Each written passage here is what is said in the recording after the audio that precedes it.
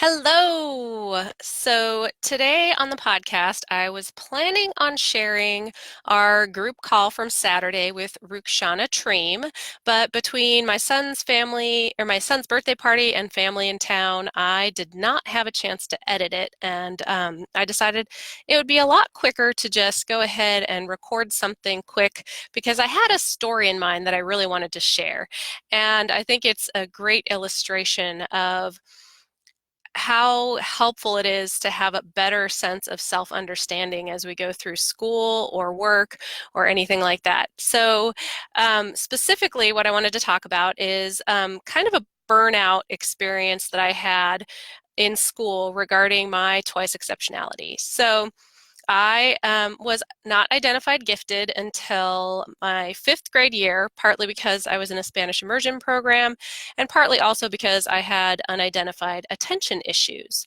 And I had a really rough time in elementary school because I was in a program where the teachers were super authoritarian, and it was not a good fit for my learning style and not a good fit for the way my parents raised us. They were very authoritative, not authoritarian. And so I had a lot of struggles in my early years. I never got the Citizen of the Month award. I got it once, and I remember that. I remember one teacher in elementary school that seemed to like me, and I actually remember her name. Outside of that, I was pretty much not, it was a very miserable experience, and I felt like I was lazy and like I wasn't living up to my potential, and that was constantly the messages I got. Once I got identified in fifth grade, I had a lot better time. I was able to, I actually was moved to a full-time gifted program. And then in middle school, that was probably my most successful time. And it's funny because everyone talks about how much they hate middle school. And I love it. I love working in middle school. It's my favorite age. And I think, that time of self-discovery is amazing.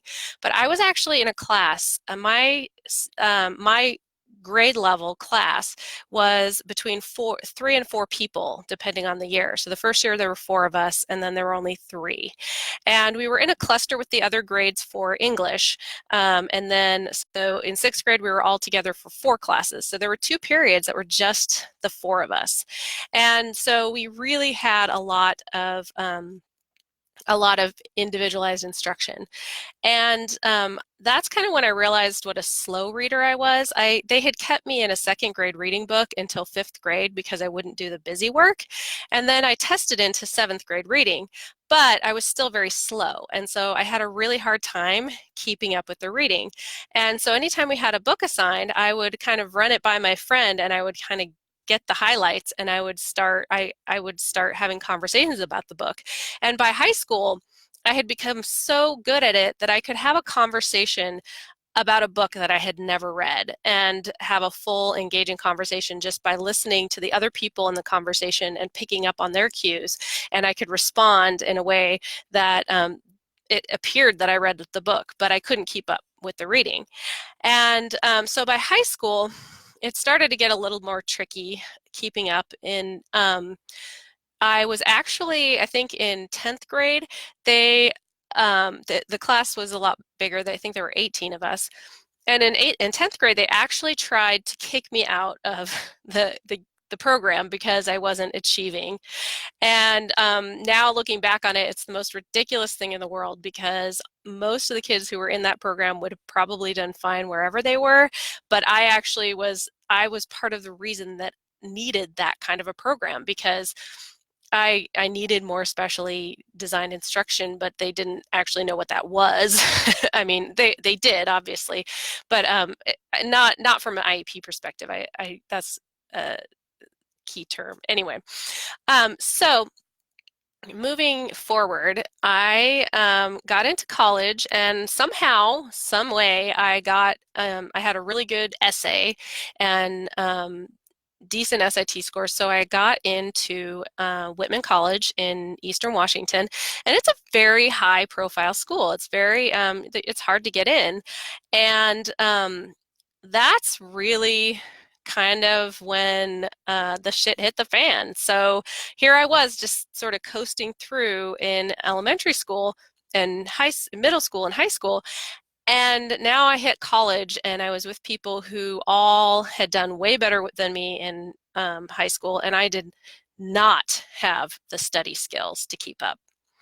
So that year, I actually was tested, and they did all the learning disability tests. And in Washington here, they really only look at, do you meet the state criteria? So do you have a discrepancy between your ability, your IQ, and your achievement in reading, writing, and math? All of my scores were within normal limits, and a lot of them were well above. The majority of them were well above. And so the reaction that I got from the guy who tested me, or the person who tested me, was, why'd you even take this test? You got into Whitman, you're obviously doing okay, but obviously I was not, because I wouldn't have been pursuing that testing if I was doing okay. After that experience, going into my sophomore year, I ended up having a full physical breakdown. My whole body just shut down, and I was sleeping in the health center just to even get up for my classes. Otherwise, I wouldn't be able to get myself out of bed until noon. I was having stomach issues, and I couldn't even eat. The only thing I could eat was just plain pasta with butter, which was probably the worst thing I could do.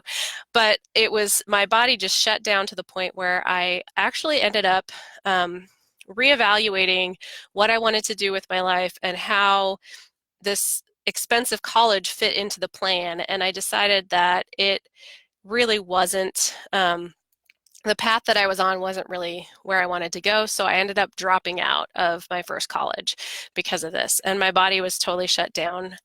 And in leaving there, I was in such a depressive state of leaving all of my friends. All of my college friends are from there. I'm still in touch with a lot of them.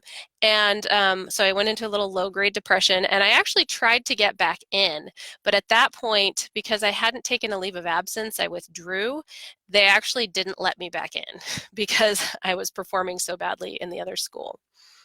So looking back on that physical meltdown and where I was at, I feel like this is kind of a common thing with a lot of people. Ooh, I just got some weird um, something popped up. No, sorry, hold on. Ah, Chrome. Um, Hopefully, yep, I'm still recording. Yay! Some weird message popped up.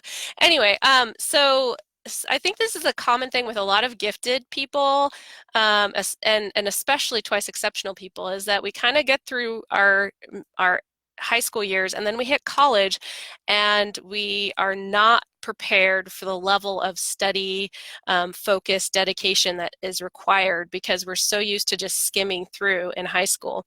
And I've known so many gifted people who dropped out of their first college.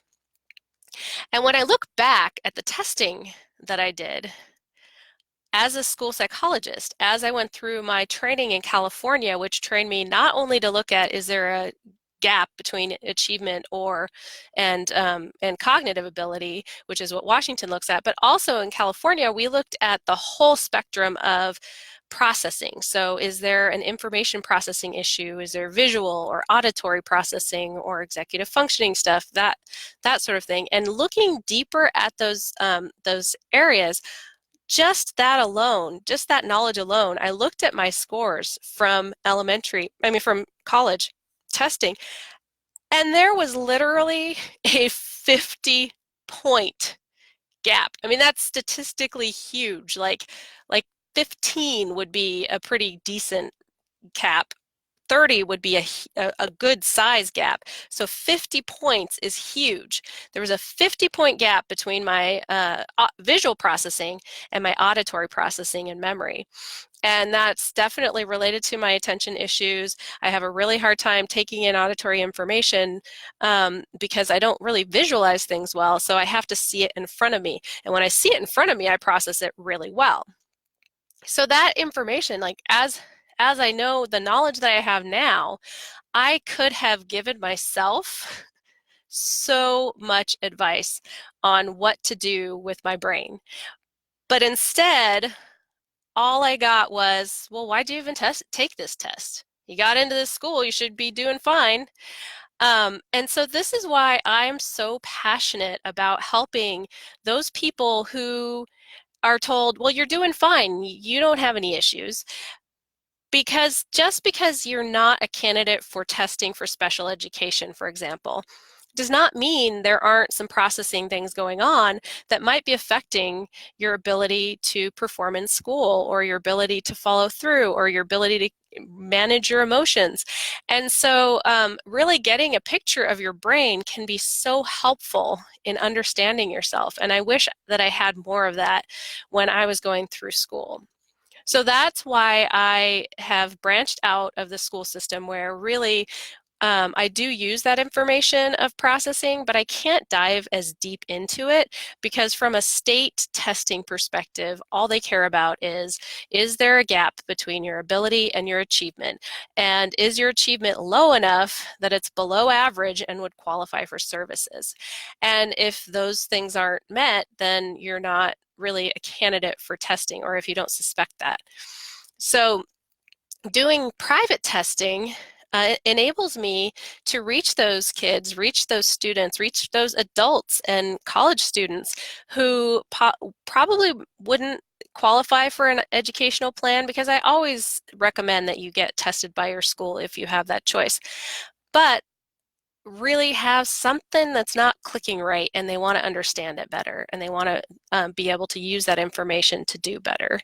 And even if you do have testing from a school setting where you have that information, I also am really good at interpreting that data. So if you have information from an evaluation and you'd like to get more information about it and understand it better, you're always welcome to connect with me. I also do consulting as well as assessment. So um, that was way longer than I was planning to talk, but I think it's really important to understand that just because we're getting by, just because we're doing okay and our grades are good, does not mean that there's not something that is clicking differently. And understanding how we learn and how things are clicking in our brain can go so far into helping give us the energy to move forward and prepare for whatever learning environment that we're going to be in. I actually just finished reading this book called The Dyslexia Empowerment Plan, which I do not recommend because he gives misinformation both about IQ testing and about IEP process. However, he talked about the same kind of thing where when he hit college, the strain that he'd put on himself to succeed as a dyslexic in school had put him to the point where he was ignoring his body's signals and he ended up throwing his back out and having to have surgery. So this is not an uncommon thing. We tend to work so hard to stay on track and to focus and to get things done that it can take a physical toll as well. So anyway, if you are interested in learning more about the assessment process, about how you can look into your own school and whether or not you'd be a candidate for testing through the IEP process, or just want to know you have some data and you want some advice on it, I'm around. I'm doing both assessment and consulting for educational, and I've been working in the school setting for 15 years. So I have experience as a student, as an assessor, and as a parent. So I've been in the school system a long time, and I know how they navigate. Have a great day, and I'll be sharing this on the podcast soon. Bye-bye.